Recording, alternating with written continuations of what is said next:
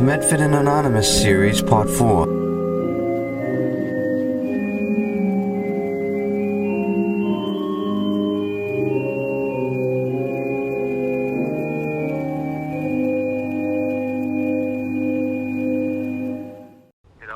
And so that's all it is. It's about love. And very few of us have been really brought up. It's easy to have children.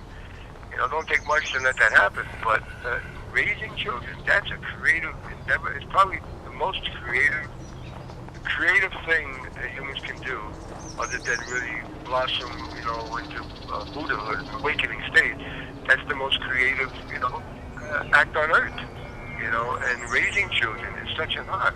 Women, are not really helped, many of them. The kids, they take the food away from the kids. They get very little, they're taking jobs away. These people are working. These kids are growing up, like almost being sent off to another place, but they're in their own home and they're abandoned. And they're up to these manipulation devices. Then you put them on medication, and then these soldiers, any one point they're running around, and then before you know it, they want to slow down. They smoke a little bit of this and that. That's the one thing that irks me is the on the one hand they'll say family is the basis of society, like especially these conservatives and clerics. But what are your policies? It's like you said before. What are your actions actually doing? Like, I mean, it's not only that, they come as soon as they're born, they're giving inoculations by the numerous. And the world and in the country that touts freedom, more and more, like in California, people don't even have a choice. So, you say freedom on one side of the mouth, like Washington, on the other hand, you want to enslave people, whether with vaccinations or get them where they're not working and put them into a military, or you take them, you want to be an American, you sign up for the military, we'll take you. So and by the way, I want to say, very importantly, in the old days, 10 people could save the city, it was told.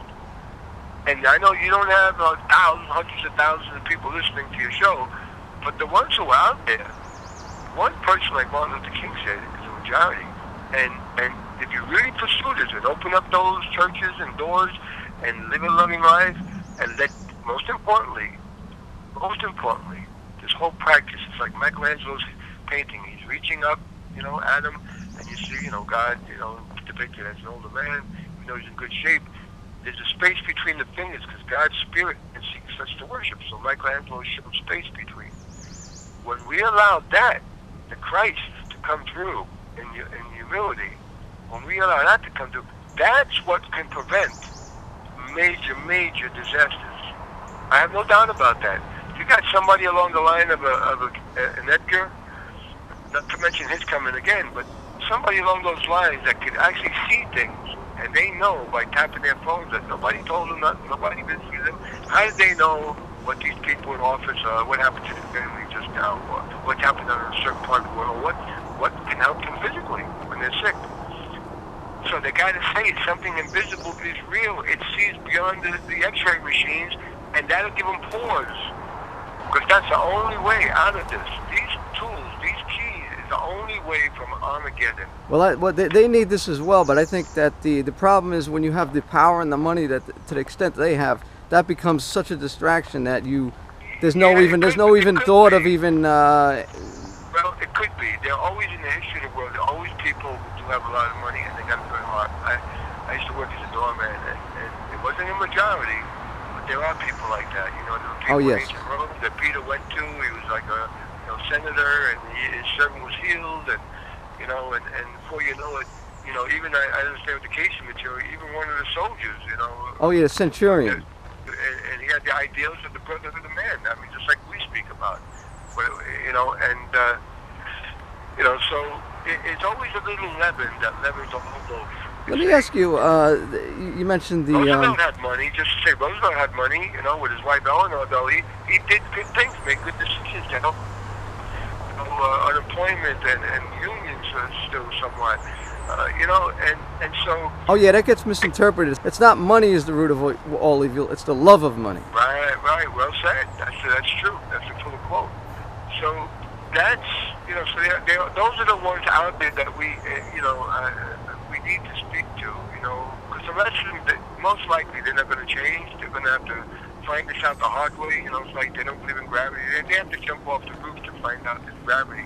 So they got to pass, and then they'll see that they're not dead, and then they review their book of God's remembrance, their subconscious. So we show them, you know, what they did and why they're in the place they're in, and eventually they'll come back again. But in the meantime, they get a little purging wherever they are, and you know. So, but they're part of the eternal.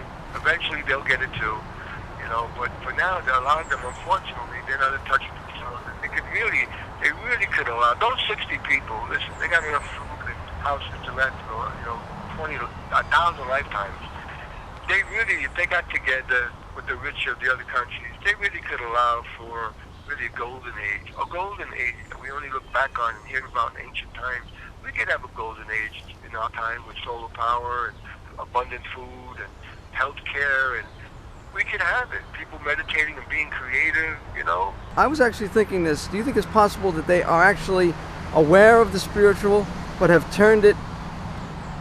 flipped it around to use it for selfish reasons? Absolutely. And that's why the pyramid gets associated with them. Right. That's why the Masons and all these folks used the symbols in ancient times when they had civilization for thousands of years. And much of Europe was still, like, you know, pretty much, you know, still way behind. So the Greeks were learning there, but even the Egyptians, you know, they got a lot of infusion from Atlantis. But that's another part of the story. So did the Indians, but that's another part of the story. And that was the red race, by the way. She's the lowest one on the wheel of, you know, the wheel of life there. But the Hopis are direct descendants of those people, and they saw what's coming. And so yes, they turned spirituality into magic, just like Hitler was, you know, a medium, and people went to magic around it. But they just did the will, and you know, will. Their self-will. It wasn't like thy will be done. It was my will be done. That's the difference between spirituality and the way I see it, you know, magic. That's actually the downside of tapping in, and you mentioned before that you have to be strong enough to deal with it, because it can actually, you could easily tap into it and flip it. And that's actually why I think the psychics, they get associated with the negative, because it's that can also be used for selfish purposes. And some of them do use it that way. And usually they lose their gifts. If you look at them over the years, they'll lose their gifts. So when you disconnect from the source of all knowing, you know, after a while you get less knowing. It's just common sense. So yeah, everybody's tempted, and even pursuing this practice, you know, we all get our temptations. That's why it says, "Be there started to temptation," the solar plexus area, but delivering us from evil, which goes to the heart. Leading us not down, but up. And those, so everybody goes through, you know, all of this. We all have to face our temptations, and we all, you know, have to face our, well, we approach the glory, you know, the glory of knowing who made us, and the glory, the beauty of that, you know, the immortality of the radiance of the spirit, you know. You just think it, I start to laugh, because it's a buoyancy, you know. It's like you're, you know, no matter what number you have in your age, you're older than the stars. We're younger than a newborn baby. You know, we're here to God's creator, you know, and the expression. It was meant to be a creativity here in the body to keep the connection with the spirit world. But at a certain point in history, we hit that drum too hard with our self-will, and the drum, you know, broke, the snare drum, whatever, broke.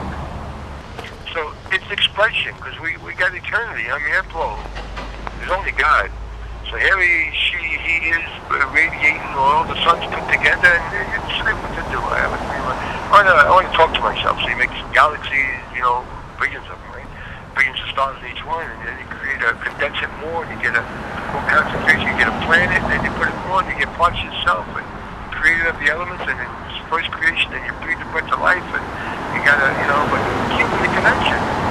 But being given free will, we can rebound, and we can experience what it's like in the body of harmony to be like a cancer, and discover the pain of that until we come back as like the prodigal son. Even at 60, even the worst criminal, eventually they'll come back, you know. But you know, do they believe that? Most of them in their ignorance? No. But deep inside they do. Very deep inside. So they can't betray, you know, they got a smirk on their face, that lets you know that, you know, they're not as happy as they want you to believe or joyful. But, you know, then you say a prayer for even them ultimately. Because, you know, that's just a wayward son, a wayward daughter, Hillary. They suffer. I think her mother was, she had some, they all have hardships, Bill didn't come up too rich either, but, all these talents, they go and, taking the bite of that knowledge without the wisdom how to use it. The insecurity in Obama, they growing up, they got such abilities and they're wasting them, for the most part. But that's them. We have our own work to do, and in the meantime, let's focus more and more and more on that connection between what put us here and us, and bring more, peace and joy, and let, some harmony into the midst of chaos out here. Within ourselves and outside our building and our neighborhood, So that's the goal of the practice you put across today, is connecting with there's that scripture, God is love, connecting with the Creator within, the love of the Creator who creates all things and is present in all things. Absolutely, and again, it's a thought, a beautiful thought, but the experience is far greater. Words are a chalice to be filled by the Spirit. Shut the TV, shut the radio, do your deep breathing, use an affirmation, use your visualization. Ultimately, you can just be in the quietness and you just feel the Spirit and smile. The promise is He will take care of us. She will take care of us. But we have to, what's the saying? Seek the kingdom first and everything will be added. That's the promise. Are we up for the challenge?